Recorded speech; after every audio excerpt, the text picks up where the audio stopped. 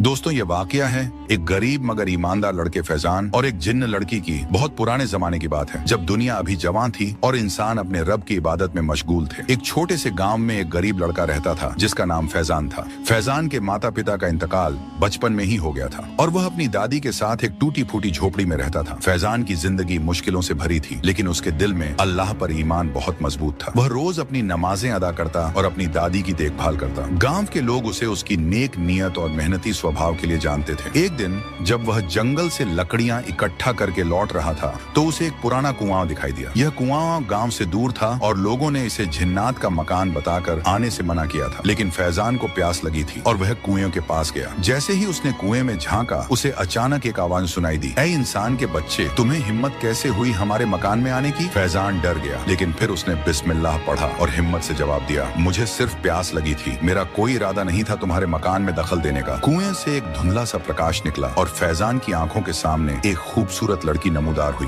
उसकी आंखें चमकदार थीं और उसके बाल हवा में लहराते हुए महसूस होते थे। हालांकि कोई हवा नहीं चल रही थी। फैजान ने अपनी आंखें झपकार और कदम पीछे हटा लिए। वह जानता था कि जिन्नात के साथ किसी भी तरह का संपर्क खतरनाक हो सकता है। फैजान ने डरते हुए कहा, तुम कौन हो? मेरा नाम रेहाना है। उसने कहा, मैं जिन्नात की दुनिया से हूँ, डरो मत, मैं तुम्हें नुकसान नहीं पहुँचाऊंगी। मैं एक मुस्लिम जिन्न हूँ और अल्लाह की इबादत करती हूँ जैसे तुम इंसान करते हो। फैजान अभी भी डरा हुआ था, लेकिन उसने अपने आप को संभाला और बोला, अगर तुम वाकई में अल्लाह की बंदी हो तो मुझे माफ करो और मुझे वापस अपने गांव जाने दो। रेहाना ने मुस्कुराते हुए कहा, तुम जा सकते हो, लेकिन मैं तुम्हारी मदद करना चाहती हूँ। मुझे पता है कि तुम्हारी दादी बीमार है और तुम्हारे पास उनके इलाज के लिए पैसे नहीं है। फैजान हैरान रह गया, तुम्हें यह कैसे मालूम? रेहाना ने मासूमियत से कहा, हम जिन्नात इंसानों की दुनिया देख सकते हैं। मैंने तुम्हें कई दिनों से देखा है, तुम्हारी मेहनत और ईमानदारी मुझे बहुत अच्छी लगी। फैजान ने अपने कदम पीछे की ओर बढ़ाए। मेरी मदद कैसे कर सकती हो तुम? रेहाना ने अपना हाथ आगे बढ़ाया और उसकी हथेली पर एक छोटा सा पत्थर था जो अंदर से जगमगा रहा था। ये एक खजाना है, इसे अपने साथ रखो और जब भी तुम्हें जरूरत हो इसे अपनी हथेली पर रखकर मेरा नाम लो। मैं आ जाऊंगी और तुम्हारी मदद करूंगी। फैजान ने झिझकते हुए पत्थर लिया। मैं इसका क्या करूंगा और तुम मेरी मदद क्यों करना चाहती हो? रेहाना ने अपनी आंखें झुका ली, क्योंकि मुझे तुम्हारी ईमानदारी और नेकी बहुत पसंद है, लेकिन मुझे एक वादा चाहिए, तुम किसी को भी मेरे बारे में नहीं बताओगे, यहाँ तक कि अपनी दादी को भी नहीं। फैजान ने सोचा, फिर सर हिलाया। मैं वादा करता हूँ, लेकिन अगर तुम्हारी मदद में कुछ गलत या हराम है तो मैं इसे कबूल नहीं करूंगा। रेहाना मुस्कुराई, यह सिर्फ मदद है फैजान, अब जाओ, तुम्हारी दादी तुम्हारा इंतजार कर रही है। फैजान ने पत्थर अपनी जेब में रखा और वापस गांव की ओर चल दिया। उसके दिल में एक अजीब सा एहसास था, डर और उम्मीद का मिश्रण। जब फैजान घर पहुंचा तो उसकी दादी अम्मी खांसी से परेशान थी। उनकी तबीयत दिन ब दिन बिगड़ रही थी और गाँव के हकीम ने कहा था कि उन्हें एक महंगी दवा की जरूरत है जो सिर्फ शहर में मिलती है। फैजान को गरीबी की हालत जी रहा था, उसके पास पैसे कहां से आते? तभी उसे रेहाना की याद आई। उसने जंगल की तरफ रुख लिया और जंगल पार करते समय फैजान ने अपनी जेब से वह चमकदार पत्थर निकाला और रेहाना का नाम लिया। कुछ ही पलों में वह उसके सामने प्रकट हुई। तुमने मुझे बुलाया फैजान? फैजान ने हिचकिचाते हुए कहा, सारी बातें बता दी। रेहाना मुस्कुराई, मैं जानती थी कि तुम मेरी मदद मांगोगे, मेरे साथ आओ। वह फैजान को एक गुफा में ले गई जहाँ एक बड़ा संदूक रखा था। इसमें सोने के सिक्के हैं, इतने सिक्के ले लो जितने तुम्हें चाहिए, लेकिन याद रखो, लालच बुरी बला है। फैजान ने सिर्फ उतने ही सिक्के लिए जितने उसे दादी की दवा के लिए चाहिए थे। रेहाना ने उसकी ईमानदारी देखकर मुस्कुराया। फैजान शहर गया, दवा खरीदी और वापस अपने गांव लौट आया। उसकी दादी की तबीयत जल्द ही बेहतर होने लगी। धीरे धीरे फैजान और रेहाना की मुलाकातें बढ़ने लगी। रेहाना ने फैजान को जिन्नात की दुनिया के बारे में बताया कि कैसे वे भी अल्लाह के बंदे हैं, कैसे उनमें भी अच्छे और बुरे होते हैं। एक दिन रेहाना ने फैजान से कहा, मैं तुम्हें एक राज बताना चाहती हूँ। मेरे पिता जिन्नात के एक बड़े कबीले के सरदार हैं और वे चाहते हैं कि मैं एक ताकतवर जिन्न से निकाह कर लूं, लेकिन मैं तुमसे मोहब्बत करती हूँ फैजान। फैजान सन्न रह गया। कहीं ना कहीं फैजान को भी रेहाना के लिए मोहम्मद थी, लेकिन उसने कहा, यह तो अल्लाह की किताब में नहीं लिखा था कि इंसान और जिन्न शादी कर सकते हैं। रेहाना ने उसका हाथ थामा। हमारे बीच फर्क सिर्फ इतना है कि हम अलग अलग दुनिया से हैं, लेकिन हम दोनों अल्लाह के बंदे हैं और दिल तो सबका एक जैसा होता है। फैजान ने अपना हाथ छुड़ा लिया। मुझे सोचने का वक्त चाहिए रेहाना, ये बहुत बड़ा फैसला है। रेहाना ने सर झुकाया। मैं समझती हूँ, लेकिन याद रखो, मेरे पिता बहुत सख्त हैं। अगर उन्हें पता चला कि मैं एक इंसान से मोहब्बत करती हूँ तो वे गुस्सा होंगे। फैजान अपने गाँव लौट आया दिल में उथल पुथल लिए। वह रात भर सोचता रहा, क्या ये सही है? क्या एक इंसान और जिन्न के बीच प्यार मुमकिन है? अगले दिन उसने अपने गांव के इमाम से मिलने का फैसला किया। बिना रेहाना का नाम लिए उसने पूछा, क्या इंसान और जिन्न के बीच निकाह हो सकता है? इमाम साहब ने गहरी सांस ली। बेटे, ये बहुत पेचीदा मसला है। जिन्नात अल्लाह की मखलूक है, जैसे हम इंसान हैं। कुछ उलेमा कहते हैं कि यह मुमकिन है, कुछ कहते हैं नहीं। लेकिन सवाल यह है कि क्यों तुम ऐसा पूछ रहे हो? फैजान चुप रहा। इमाम साहब ने उसके कंधे पर हाथ रखा। बेटे, जिन्नात से दूर रहो। उनकी दुनिया अलग है। उनके इरादे हमेशा साफ नहीं होते। अगर कोई जिन्न तुम्हारे करीब आने की कोशिश कर रहा है तो सावधान रहो और अल्लाह से दुआ करो। फैजान ने सिर झुकाया और वापस घर लौट आया। उसे नहीं पता था कि क्या करें। जब फैजान कई दिनों तक रेहाना को नहीं बुलाया तो एक रात वह खुद उसके सपने में आई। फैजान, तुम मुझसे क्यों भाग रहे हो? क्या तुम मुझसे प्यार नहीं करते? फैजान ने जवाब दिया, रेहाना, मैं नहीं जानता ये सही है या गलत। इमाम साहब ने मुझे सावधान रहने को कहा है। रेहाना की आंखों में आंसू आ गए। क्या तुम मुझ पर शक करते हो? मैंने तुम्हारी मदद की,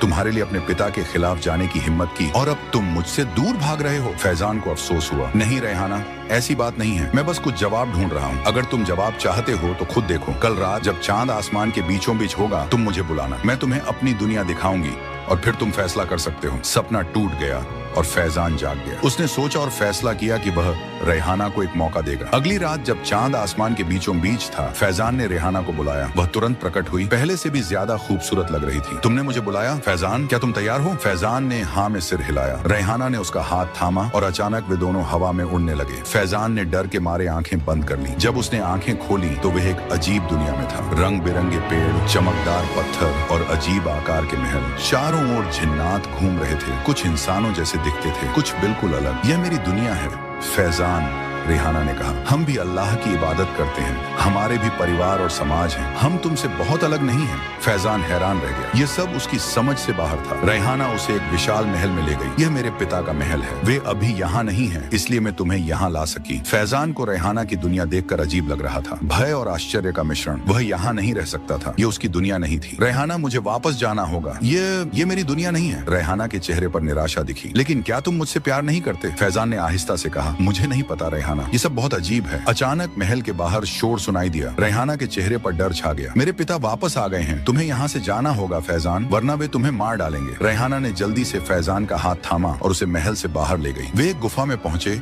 जहाँ से इंसानों की दुनिया में जाया जा सकता था। फैजान, तुम्हें फैसला करना होगा। मैं तुमसे प्यार करती हूँ, लेकिन मेरे पिता कभी हमारे मिलन को मंजूर नहीं करेंगे। अगर तुम मुझसे प्यार करते हो तो हमें भागना होगा, दूर, बहुत दूर। फैजान को अपनी दादी याद आई, जो उसके बिना अकेली रह जाएंगी। वह अपने गांव को भी याद करने लगा, अपने दोस्तों को, अपनी जिंदगी को। रेहाना, मैं नहीं जानता। रेहाना के चेहरे पर दुख छा गया। तुम्हें सोचने का वक्त नहीं है फैजान। मेरे पिता हर जगह अपने जासूस रखते हैं। अगर उन्हें पता चला कि मैं एक इंसान से मिली हूँ तो वे मुझे हमेशा के लिए कैद कर देंगे। फैजान ने गहरी सांस ली। मुझे अपनी दादी के बारे में सोचना होगा रेहाना, वे मेरे बिना नहीं रह सकती। तुम उन्हें अपने साथ ला सकते हो, रेहाना ने कहा।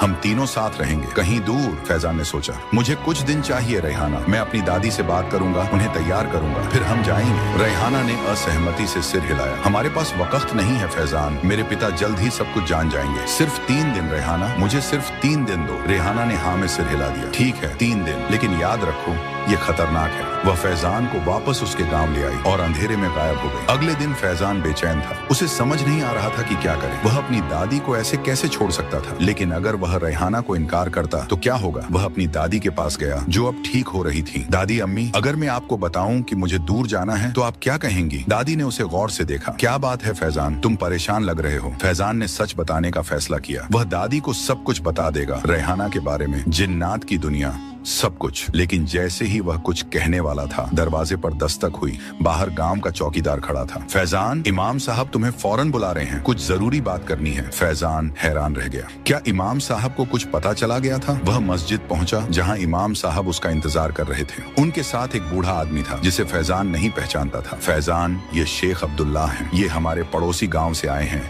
और जिन्नात के बारे में बहुत कुछ जानते हैं। फैजान के दिल की धड़कन तेज हो गई। शेख अब्दुल्लाह ने धीरे से कहा, बेटे, मुझे पता चला है कि तुम्हारा एक जिन्नी से संपर्क हुआ है। फैजान ने हैरानी से उन्हें देखा। आपको कैसे पता? मैं जिन्नात को देख सकता हूँ, उनकी बातें सुन सकता हूँ।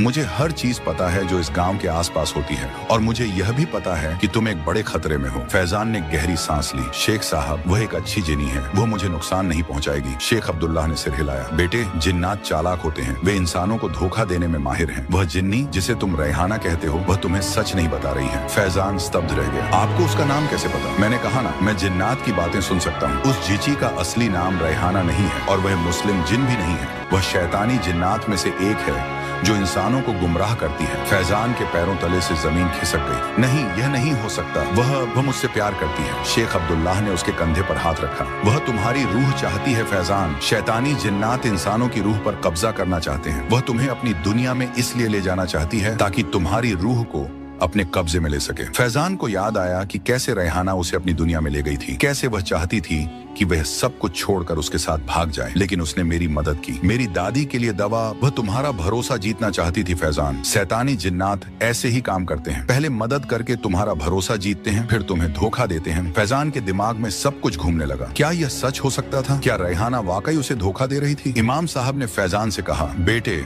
शेख अब्दुल्लाह तुम्हारी मदद कर सकते हैं। शेख अब्दुल्लाह ने कहा, हमें जल्दी करनी होगी। अगर वह जिन्नी तुम्हें अपनी दुनिया में ले गई तो तुम हमेशा के लिए खो जाओगे। फैजान ने सोचा, क्या वह शेख अब्दुल्लाह पर भरोसा कर सकता था, या फिर रेहाना सच कह रही थी? उसने फैसला किया कि वह खुद पता लगाएगा। मुझे कुछ वक्त चाहिए शेख साहब, मैं कल सुबह आपके पास आऊंगा। शेख अब्दुल्लाह ने हामी भरी। ठीक है, लेकिन सावधान रहना। और हाँ, ये ले लो। उन्होंने फैजान को एक छोटा सा ताबीज दिया। इसे अपने पास रखो, यह तुम्हें उस जिन्नी के जादू से बचाएगा। फैजान ने ताबीज लिया और घर लौट आया। उसका दिमाग अलग अलग विचारों से भरा था। रात को फैजान ने रेहाना को बुलाने का फैसला किया। उसे सच जानना था। कुछ देर बाद रेहाना प्रकट हुई, लेकिन वह अजीब सी लग रही थी, जैसे वह दर्द में हो। फैजान, तुमने मुझे क्यों बुलाया? उसकी आवाज में दर्द था। फैजान ने गौर से उसे देखा। रेहाना, मुझे सच जानना है, क्या तुम वाकई मुझसे प्यार करती हो, या यह सिर्फ एक धोखा है? रेहाना ने उसकी ओर देखा। उसकी आंखों में दर्द था।